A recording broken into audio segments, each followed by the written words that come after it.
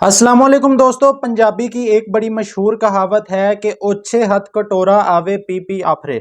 मतलब जब इंसान को उसकी औकात से ज़्यादा मिल जाता है, उसके पास पैसा और शोहरत आ जाती है, तो वो अपने पुराने दिन भूल जाता है। आपको याद होगा कि यही शादाब खान नहरों पर आज से कुछ साल पहले कच्छे पहनकर नहाया करता था। एक गरीब घर से इसका ताल्लुक था। फिर अल्लाह ताला ने इसको इज्जत दी, इसकी सुनी गई और पीएसएल में आया। पीएसएल से ये फिर पाकिस्तानी टीम में आया। एक शॉर्टकट के जरिए ये पाकिस्तानी टीम में आया, इसको इज्जत मिली, लेकिन शायद इसको इज्जत रास नहीं आई। और जिस तरह इंडिया से ये लोग मैच हारे, सबसे ज्यादा तनकीद 3 लोगों पर हुई, लेकिन 2 लोगों ने उनमें से करैक्टर शो किया और एक बंदा शादाब खान, उसने आकर अपनी औकात दिखा दी है। और उसके बाद शादाब खान ने जो कहा वो तो कहा, लेकिन भैया जी शाहिद खान अफरीदी लाला ने जो शादाब खान की पकड़ के छत्रोल की है वो मैं आपके सामने रखता हूं। ये शादाब खान पर्ची के नाम से मशहूर, जिसको हसन नवाज का हक मारकर इस वर्ल्ड कप स्क्वाड में एंट्री करवाई गई, बैकडोर एंट्री करवाई गई, सुफियान मुकीम का हक इस बंदे ने मारा। और आज ये वर्ल्ड कप में नमीबिया जैसी टीम के खिलाफ परफॉर्म करके हमारे ऊपर एहसान जितला रहा है। और इंडिया की टीम जब इनके सामने आती है तो इनके हाथ पांव फूल जाते हैं।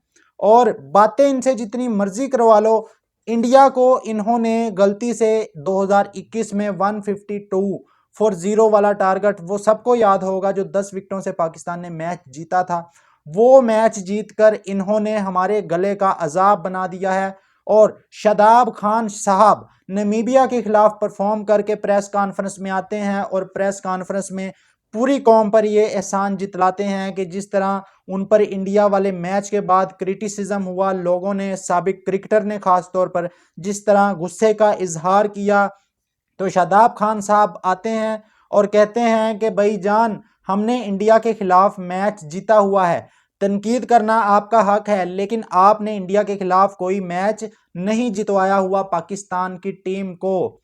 तो आप ज़रा थोड़ा सा कंट्रोल करें, अपनी परफॉर्मेंस पर भी तवज्जो दें।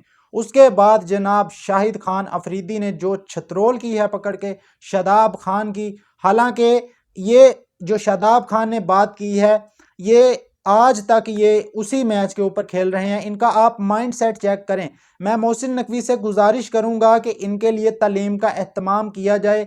एक तो ये पढ़े लिखे नहीं हैं, ऊपर से ये सीखने की कोशिश भी नहीं करते। जिस तरह के बयानात देते हैं, एक कौम का इन्होंने कौम के जज्बात के साथ खेला है, वन साइडेड हारा है इंडिया वाला मैच। ऊपर से ये आकर अपने नमीबिया के खिलाफ शेन वार्न बने होते हैं, एबी डिविलियर की तरह छक्के मारते हैं और उस मैच का एहसान जितलाते हैं फिर कि भैया ये देखो, हमने नमीबिया के खिलाफ परफॉर्म कर दिया, हमने इंडिया के खिलाफ जितवाया था 2021 में, आप लोगों ने क्या जितवाया है।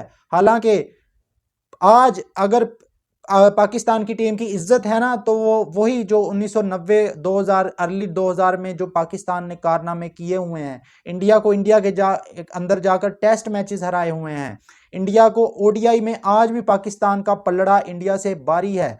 एक T20 में जब से ये हमारी नई जनरेशन आई है, इन्होंने हार हार कर इंडिया के साथ हमारा मजाक बनवा दिया है। और आज हालत ये है कि इंडिया वाले सेलिब्रेट भी नहीं करते पाकिस्तान के साथ जीत कर, क्योंकि उनको पता है एक टाइम होता था, जिन लेजेंड को आप आज बातें सुना रहे हैं ना, इन्हीं लेजेंड से ये इंडिया की टीम डरा करती थी। ये रिकॉर्ड पे चीजें हैं, इंडिया इनसे डरता था। और आज इंडिया आपको इस काबिल नहीं समझता कि आपसे मैच जीतकर वो सेलिब्रेट भी करें।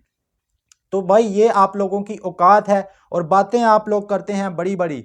लाला ने जो बात की है ना, वो शादाब खान को उसने कहा है कि भाई आपको, मुझे लगता है, इज्जत रास नहीं आई 2021 के बाद। जिस तरह आपको इज्जत मिली थी, उसके बाद शायद आप उस इज्जत को संभाल नहीं पाए और आप लगातार इंडिया से 8-9 मैचेस हार चुके हैं। और आप हमें आकर ज्ञान ना दें कि आप जो है इंडिया से कुछ नहीं जीते। हमने वर्ल्ड कप भी जीता हुआ है 2009 का, उसी वर्ल्ड कप में लाला ने मैन ऑफ द मैच लिया था फाइनल में श्रीलंका के खिलाफ रन्स करके। उसके अलावा 92 का वर्ल्ड कप जीता हुआ है 92 के लेजेंड ने। और उसके अलावा चैंपियन ट्रॉफी, जिसमें فخر زمان جس کو آپ لوگوں نے بینچ پہ بٹھایا ہوا ہے، شرم آنی چاہیے آپ لوگوں کو، آپ پرچیاں کھیل رہی ہیں اور فخر زمان بینچ پہ بیٹھا ہوا ہے۔ اس کے علاوہ شاہین محمد عامر جس نے انڈیا کی وکٹیں لی تھی اس موقع پر، 3 وکٹیں اوپر سے انڈیا کی لی تھی، اس وجہ سے ہم چیمپئن ٹرافی جیتے تھے۔ آپ کا کیا کنٹریبیوشن ہے اس چیمپئن ٹرافی میں؟ آپ پلینگ 11 کا ضرور حصہ تھے، لیکن آپ نے کوئی بڑا ٹورنامنٹ صاحب آپ نے پاکستانی ٹیم کو نہیں جتوایا۔ اور آپ لوگ جو ہے نا، افریدی نے ان کو کہا ہے کہ آپ لوگ سپر 8 مرحلہ آ رہا ہے، آپ نیوزی لینڈ کے خلاف پرفارم کریں، آپ جو ہے وہ سری لنکا کے خلاف پرفارم کریں، انگلینڈ کے خلاف پرفارم کریں، اس پرفارمنس کا ہمیں بتائیں، آپ ہمیں اپنے بلے سے جواب دیں، آپ باتیں نہ کریں۔ ہم نے جو اچیو کرنا تھا وہ ہم نے کیا ہوا ہے۔ آپ نے کوئی ورلڈ کپ پاکستان کو نہیں جتوایا، آپ کو بہت زیادہ موقع مل چکے ہیں، اب آپ کو بلے سے جواب دینا ہوگا اور اب آپ کو بولنگ سے جواب دینا ہوگا۔ اس کے بعد جناب جو دوسرے نمبر پر میں آپ کے ساتھ خبر شیئر کرنے جا رہا ہوں، وہ افغانستان کے اندر اس وقت آگ لگی ہوئی ہے۔ ایک بڑا نام پی ایس ایل میں آ چکا ہے، وہ نام جس نے افغانیوں کو ورلڈ کپ 2023 کے اندر خوب دویا تھا پکڑ کے، اور ون سائیڈڈ میچ، آپ کو پتا ہے کہ ایک ٹانگ پر کھڑے ہو کر اس بندے نے افغانستان کو 200 رنز افغانستان کے خلاف کر کے آسٹریلیا کی ٹیم کو میچ جتوایا تھا۔ آج افغانستان ٹرول کر رہا ہے پاکستان کو کہ ایک ریٹائر پلیئر جو ہے وہ پی ایس ایل کے اندر آ چکا ہے۔